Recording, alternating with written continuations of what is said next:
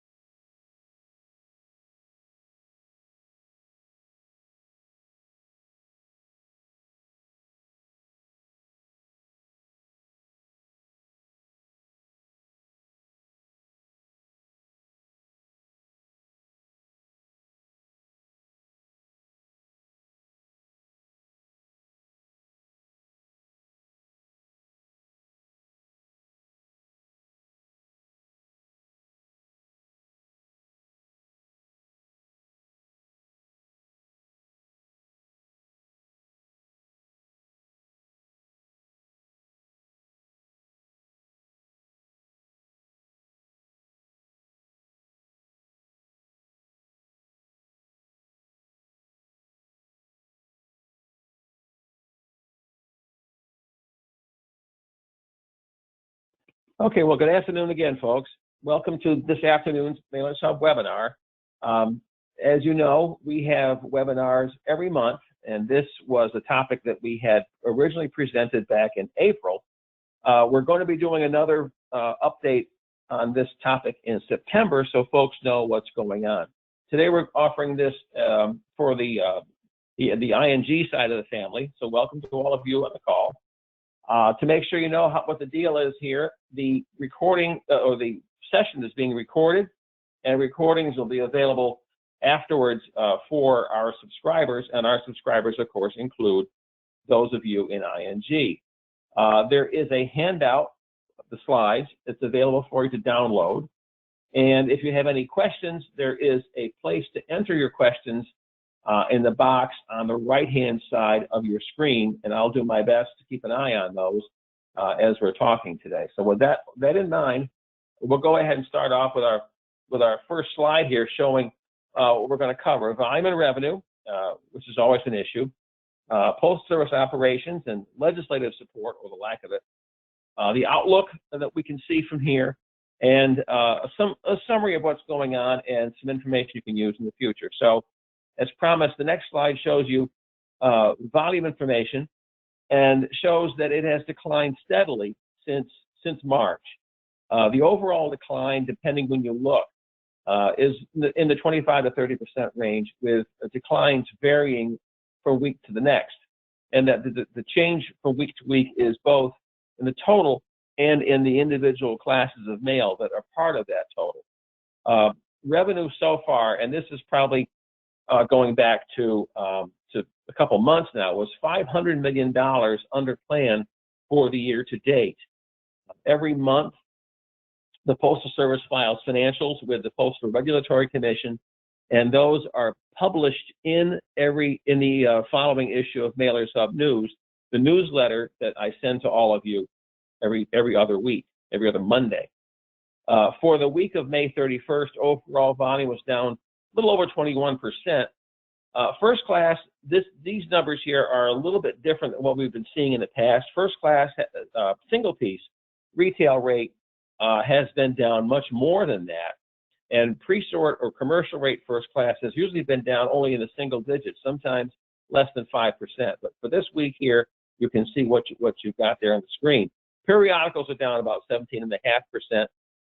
Some subscribers to different magazines have asked that their subscriptions be suspended for a while, which was an odd thing to do, but that may explain in part why periodicals are falling more than they normally would. Overall marketing mail is down about 35%. That number has been relatively steady. It's been in the 30s, low 30s sometimes, and it's gotten to 40 or more for some weeks. But packages, that's the flip side of the story. Packages in this particular week were up 65.8%. They've been up other weeks by a good deal more than that, by 75 or 80%. So I guess you're going to look for a bit of a silver lining here financially. That's what it is for the Postal Service. Going on to the next slide, you can see, you can see a little bit more of what's going on here. As people aren't going out, of course, they're not sending letters, they're not paying bills, they're not going to the store to buy cards. So that may be suppressing somewhat the retail activity. And post offices have seen less business across their counters. There's less discretionary activity in first class as well. As those of you who are in that sort of business know, bills go out every month, statements go out as required, and there's very little flexibility in meeting those schedules just because of the pandemic. The power company is not going to start stopping its bills because people are sheltering in place. Periodicals, of course, same thing, very little discretionary volume there. But as mentioned, some subscribers have been suspending their subscriptions for a while. Of course, marketing mail, with which some of you are also familiar, is very discretionary. And as soon as there's a lull in the activity that will be promoted by the advertising mail, there's no reason to send out that mail. Stores are closed, restaurants are closed. Why do you promote something that isn't going to? There's an opportunity for customers to respond. So that's led to some severe declines in some segments. The Postal Service was telling us last Monday that the four segments that have had the biggest hit are arts and recreation, or recreational types of things, entertainment, financial services, retail activity, and food service, accommodations and food service.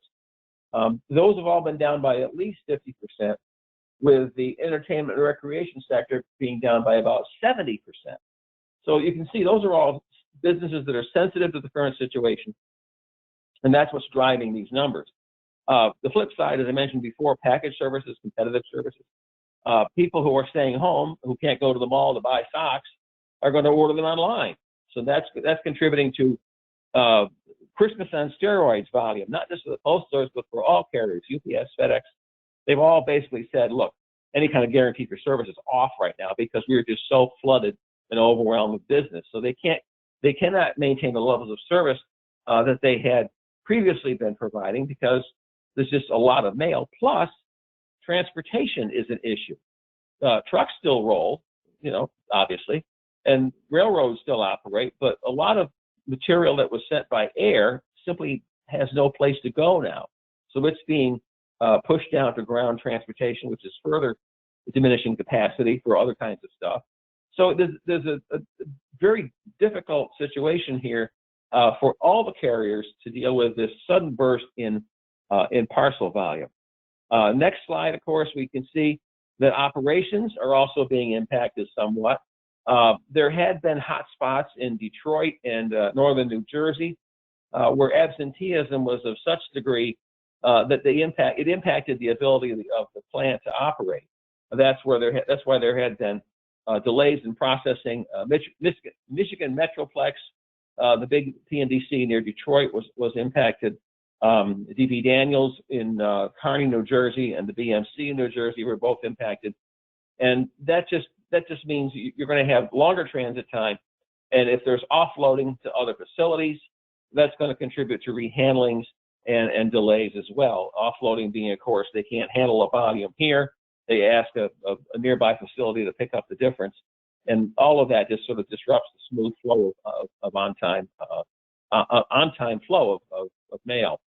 For the most part, delivery, even at that point back in April, and still, there's been no reason for a national policy on route curtailment or on any other kind of delivery impact. There had been some circumstances where, because of an isolated set of combinations, there happened to be a lot of people out in one delivery office where they had to do some short-term curtailment or had to do some every other day delivery, but that is by far the exception. There's a lot less mail, obviously, so volume for delivery is down about 30%, but even though the carrier has less mail to put in the mailbox, there may be plenty of packages to drop off at the front door at the same time. So the impact there has been from mild to serious. Next slide, we can see that legislation has been equally underperforming. The big care package that was passed early in the pandemic did nothing to give the Postal Service direct aid. All it did was authorize the Postal Service to borrow another $10 billion. So they're already in debt to their eyeballs, and Congress's best idea was to let them get in debt up to the top of their forehead. So far, there has not been any actual borrowing against that authority because the Treasury began to attach various invasive conditions, such as having greater influence over the selection of executives at the Postal Service.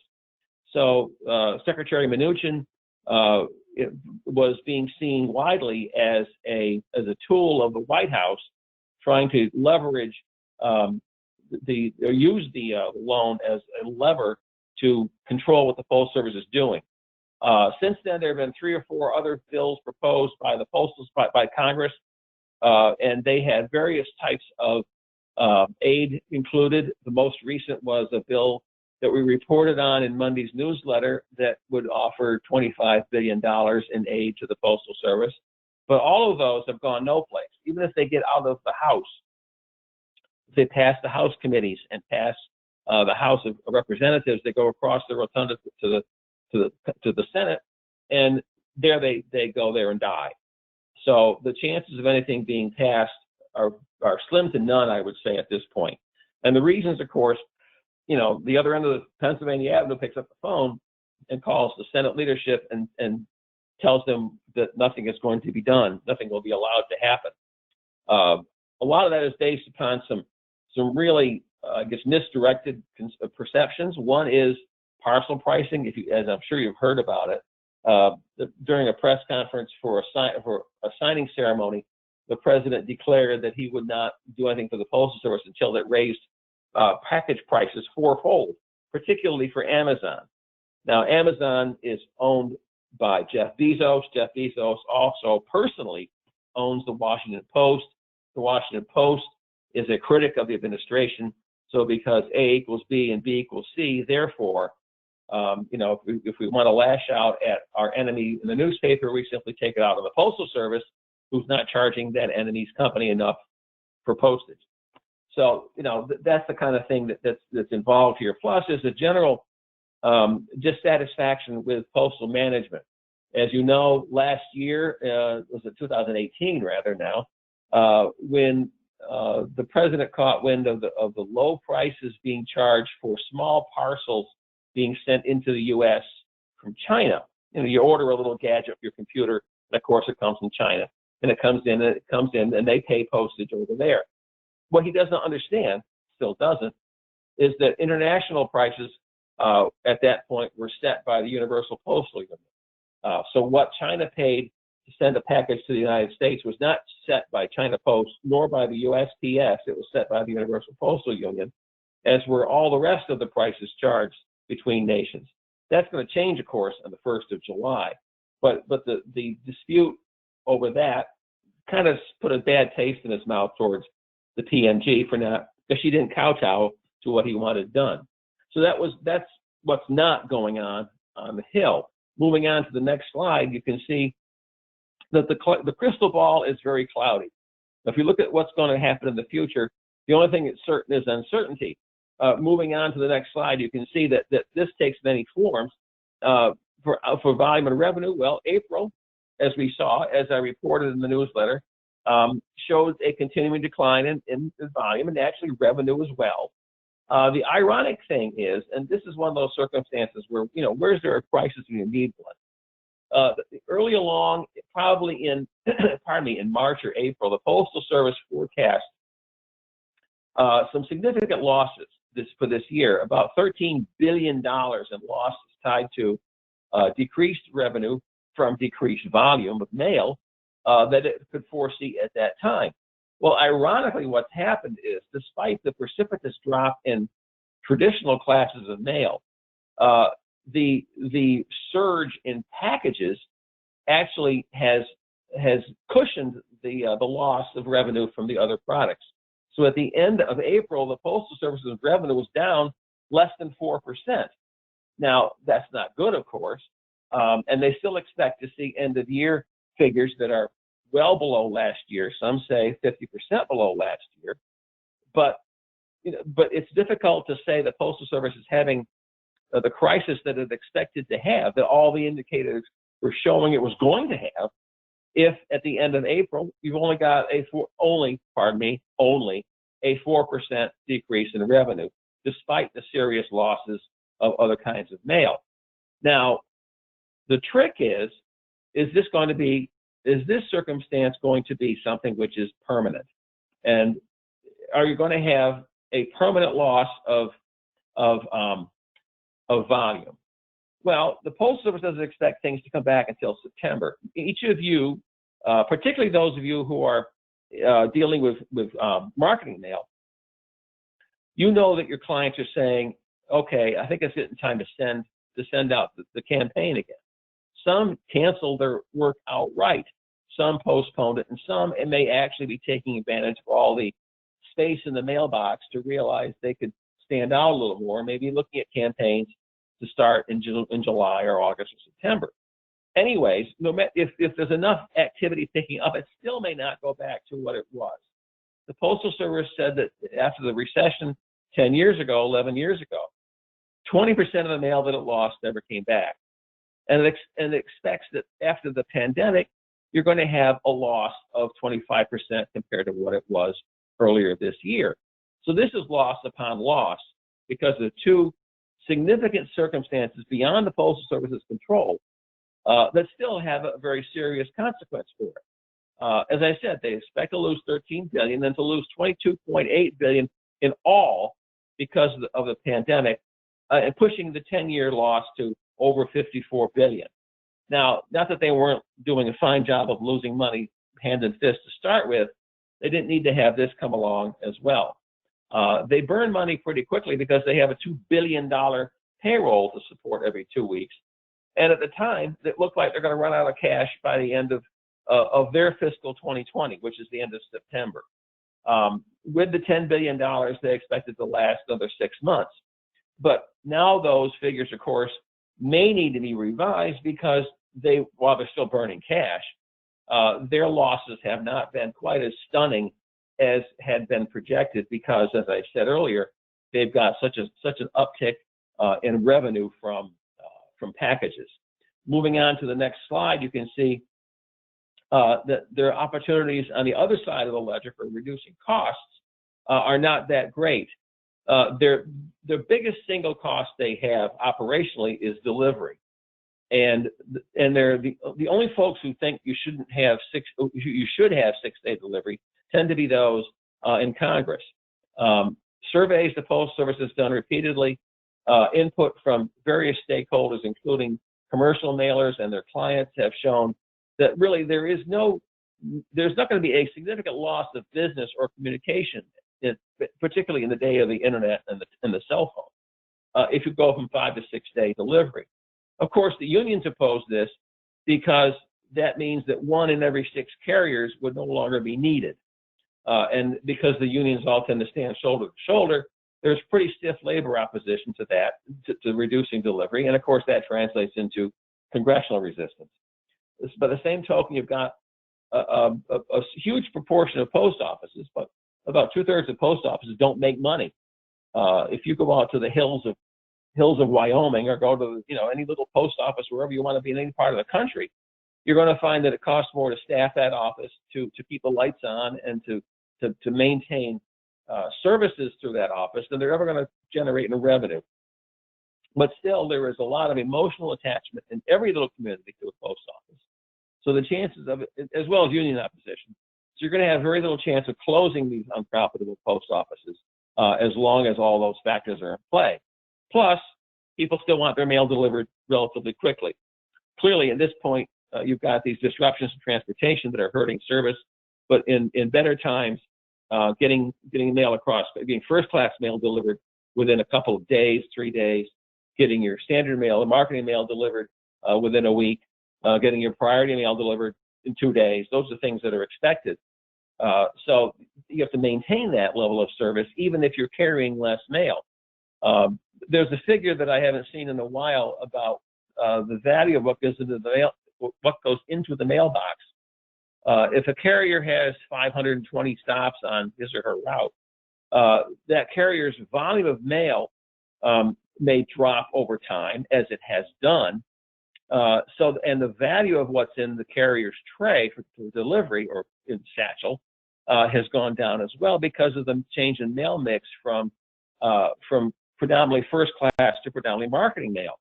So what goes into the mailbox may have once been worth $1 and $1.50 in postage revenue. Now it could be down to about $1.20. So you still got more delivery points every year. You've got about 160 million delivery points as it is. And you've got carriers earning more money. You've got trucks costing more to operate. So you've got declining revenue per delivery stop while you still have greater costs for each stop. Now, why don't you just shed employees, you may say? Well, because the unions long ago, back in the 80s, when things were good and mail just happened, they persuaded the Postal Service, and the Postal Service agreed to no layoff clauses. So right now, I believe the current contractual language is that anybody who's got more than 6 years, I think, of career time is guaranteed not to be laid off. That's more flexible than it was for a good number of years. There's only a certain proportion of the workforce in each craft, rural carrier, city carrier, mail handler, or clerk, that can be a flexible or non-career employee. Plus they all get guaranteed raises in their contracts, and they cost of living adjustments. And there's a prohibition on what we call crossing crafts. If you've got too little work for your clerk employees in a post office, but your carriers are all out straight, you cannot reassign one to the other, even though it might make sense. So you've got all this inflexibility built into the Postal Service's workforce that adds, if it's not adding direct cost, at least inhibits the ability to save money. Meanwhile, you've got pricing circumstances going on here. You've got price increases that happen, regularly for the Postal Service. It's got costs that go up, and it cannot simply go out and have a sale. You can't simply say, for now, for the next 6 weeks, we're going to have a sale on first class mail. We're going to have a sale on marketing mail. Early along in the pandemic, we had conversations with headquarters on this very topic. And they said, well, yeah, we understand how this makes, a lot of sense commercially, how in a marketing sense it would be attractive. But then they said, look, if we're going to help mailers, help customers return to the mail, we have to have some sense it's going to be effective. So if you're going to offer a discount, let's say you're going to give 10% off on carrier out mail. Their question is, how do we know that anybody is really going to come back to the mail? How do we know anybody who's going to be mailing wasn't going to mail anyway? How are we going to know that anybody who mails at the discount isn't going to leave right after the discount's over? I guess if you're in their situation where you're already losing a lot of money, the last thing you want to do is give people a discount for mail they're going to mail anyway, and then not have anything to show for your effort. So there's a lot of restrictions there, a lot of concerns there, classification rules and so forth. So they've got a lot of circumstances that are sort of hemming them in here in terms of cost control opportunities.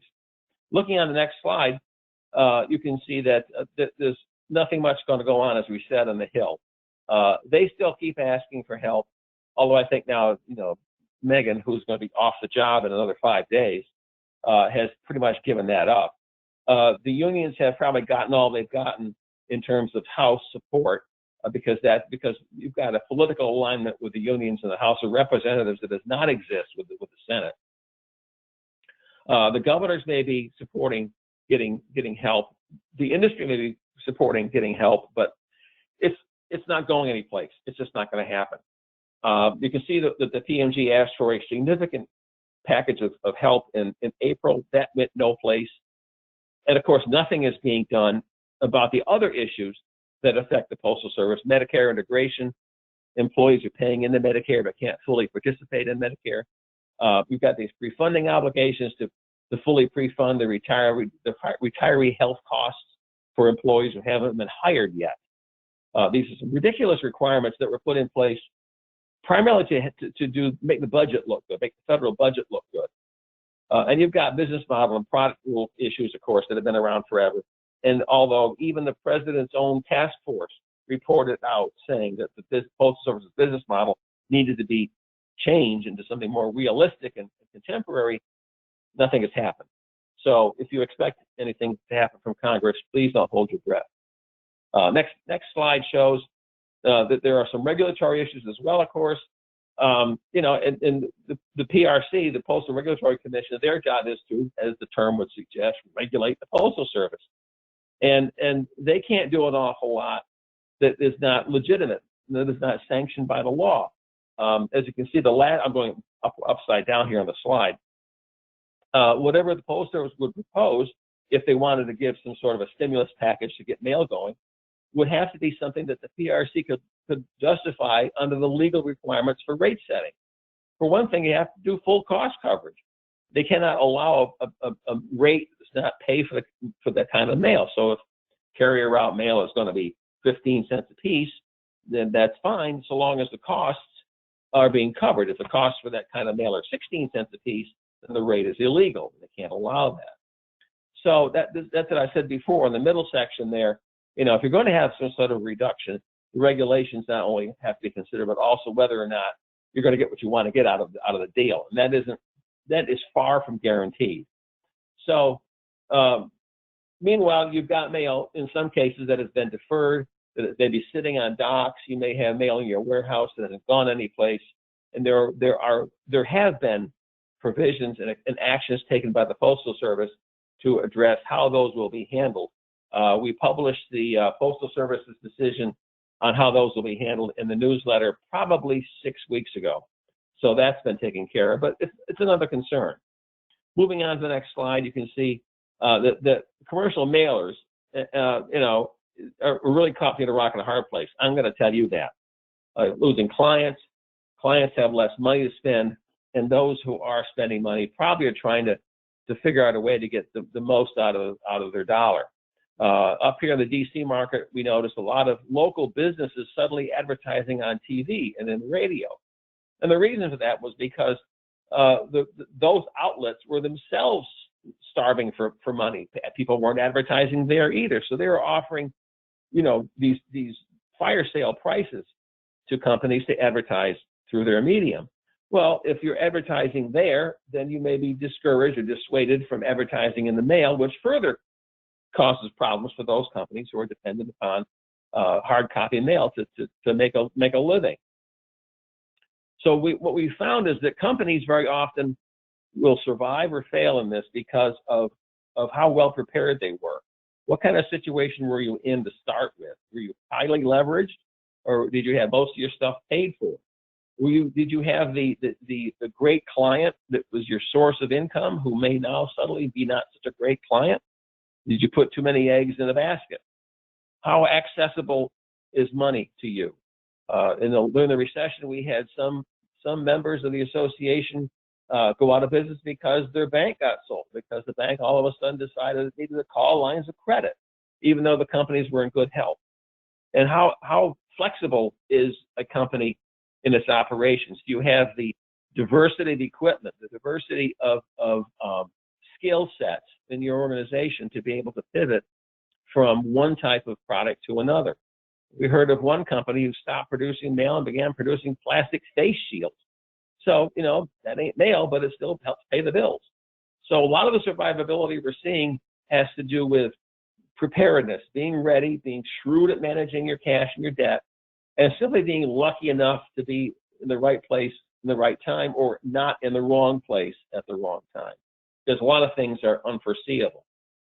Going on to the next slide, you can see that in summary, we expect things to be pretty dismal through September, and then things should stabilize next year the Postal Service says at about 75% of previous levels. We'll see if that holds true. We can all hope it comes out being better than previous levels. If not, it won't be so good. The financial situation is critical. It's been critical. It's not getting any better for the Postal Service. It's not going to go broke, even if it has very little cash on hand. The Postal Service is not going to be allowed to simply stop. It's not going to happen. Because no president, no Congress wants to have that kind of fiasco happening on their watch. So, the rumors that go around is the postal is going to go out of business. No, it's not. Mail will continue to get delivered. Somehow there will be a way to get money to pay the bills, to pay the carriers, to pay the employees. So you're not going to, and plus the Postal Service as an independent agency within the federal government's executive branch does not have access to bankruptcy proceedings. It can't go Chapter 11 or Chapter 7 or whatever. It just can't do it. So if you or any of your clients are hearing or are worrying about the Postal Service quitting, that's not going to happen. Period. Just the same, don't hold your breath for Congress to do much because it's just not so disposed right now politically. The Postal Service will keep chugging along. You may see some delays. You may see it trying to deal with some of its internal problems, but it's not going to simply stop. It's going to soldier on and deal with all of this as it's dealt with every other problem it's encountered since 1776 or whatever the date was it started. Of course, on the industry side, things aren't going to be any better for a lot of companies for a while. And at sometime in a year, we can look around and see who's still standing. We expect to see things to continue as they are. Looking at the last slide, of course, or the next to the last slide, there are sources of information. The Postal Service puts out industry alerts and DNN advisories about what's going on. Those are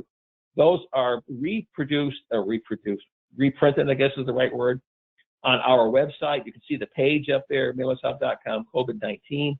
All of those alerts and advisories are published there. They're also published in Mailers Hub News, which comes out every 2 weeks. You got your copy last Monday, and along with a lot of other things that are going on. So what you're hearing today is a summary, really, of things that we've been reporting all along. What I seriously and strongly urge you to stay connected. You cannot advise your clients. You cannot be on top of what's going on if you don't access those sources of information that are being made available to you. Yes, I'm preaching. So if you do get the newsletter, and if it's in your spam folder, go find it, unspam me, because it does try to keep you informed, to give you your money's worth of support information, so that you, as a member of not just ING and not just as a subscriber to Mailers Hub, but as part of the mailing community, that you know what's going on, and in a competitive, dangerous environment can be one step ahead of those who may not be similarly advised, for whatever that's worth. The last slide on this shows you a little bit of perspective on how things look. In a chess game, the players sacrifice the pawns to protect their more important pieces, but this is politics. The players sacrifice the pawns to serve their own purposes. So I think you can tell who the pawns are in this game.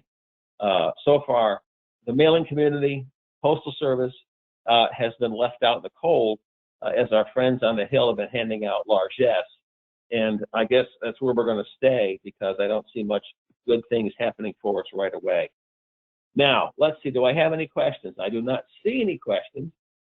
So unless I can see some in a few minutes here, I think we probably have covered, I hope, all the things that were on your mind. Obviously, if you have a question, you can reach me, lraymond@mailershub.com, whenever you've got a need for something, and I'd be happy to answer whatever that may be that question. I'll supply you all the information I can, as I said, regularly in our newsletter. Here's a question: has there been any talk of an exigent increase by the Postal Service to help meet its financial losses? Ooh, good question. As you may recall, after the recession, there was an exigent rate increase of 4.6% in force for several months that helped the Postal Service regain revenue. Well, I guess you could say that the COVID thing is another exigent circumstance, as the law says, exceptional and extraordinary circumstance, shorthand for exigent, that would justify them using that provision of the law to ask for rate increases that are over the cost of living index related cap that otherwise would apply. Here's the Hobbes's choice. Here's a two-edged sword, I guess. Yes, they can go ahead and ask for that. Okay, we're going to get 4.6% more money per piece now, making this up, than we could have gotten anyways. But what's the impact of that on your marketplace? If you have clients, your customers, direct mailers, financial companies, banks, and so forth and so forth, periodicals publishers, stores, if everybody is in a situation where they're suffering from the results of the pandemic, their money is tight, is the Postal Service doing a smart thing by raising its rates at that time? Is that something which, in a business sense, not for the purposes of their bottom line, but for their long-term best interest, would that be a smart thing to do? And I think many people would say, no, it's not. You may hope mail comes back at all, let alone at what price. I don't think exercising that political option, right, or that legal option, I should say, right now, would be a shrewd thing to do. They would lose more than they would gain at the end of the day. That's my opinion. I could be wrong. That's the disclaimer I always give. But I think if I were the PMG, I would not argue in favor of this. Of course, mentioning new PMG, we will have a new one. Let's say the 10th, Wednesday, 11, 12. By next week, next Monday, we've got Louis DeJoy as the Postmaster General. We do not have a Deputy Postmaster General. The one we had, Ron Stroman, left at the 1st of June. We have 2 new governors that have been vetted by the committee in the Senate that have yet been confirmed. So those are all White House appointees. You've got a board whose most tenured member would have less than 2 years experience dealing with a brand new pea green PMG, a deputy PMG who's yet to be appointed. So there will be a number of people, individuals, as it turns out, until we know what the deputy's going to be, presumably all men, running this organization who have virtually no experience running it. Now, that can go one of 2 ways. Either we can have a complete fiasco, unknown people driving the bus who don't know how to drive a bus and turning it promptly into the ditch, or people who really have some fresh thoughts and can be very careful and thoughtful and watch their step and might actually do some good. Optimists would say the latter. I tend to favor the former and say that these people are coming from an intensely political background and maybe getting marching orders that have nothing to do with the long-term interests of the Postal Service or of the mailing community. But that may be just my opinion, and I could be wrong. I will stand to be corrected, and I hope I am in a very positive way. Let's see. No other questions there? I don't see any coming in right now. But as I said, if you've got questions, if you've got some questions, you can just drop me a note. You also have access to the listserv.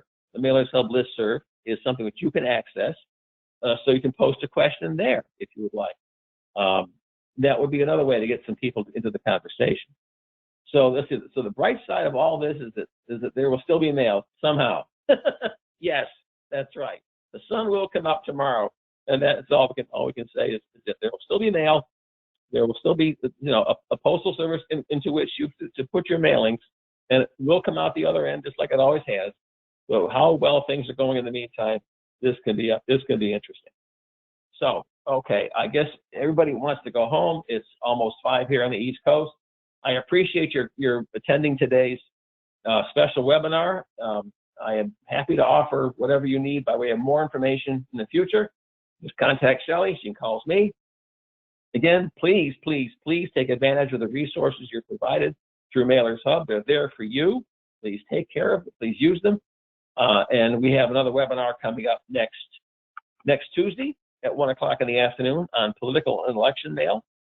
And we have one coming up every month after that, too. So please, again, tune in, stay in touch, take advantage of what we're offering, and hopefully we'll all be here to talk again in the future. Thank you again. Thank you to Jennifer for being the person who takes care of the slides and keeps the lights on. Thank you to Shelley for organizing this. Thanks to all of you for calling in today. We'll talk again sometime. See ya. Bye.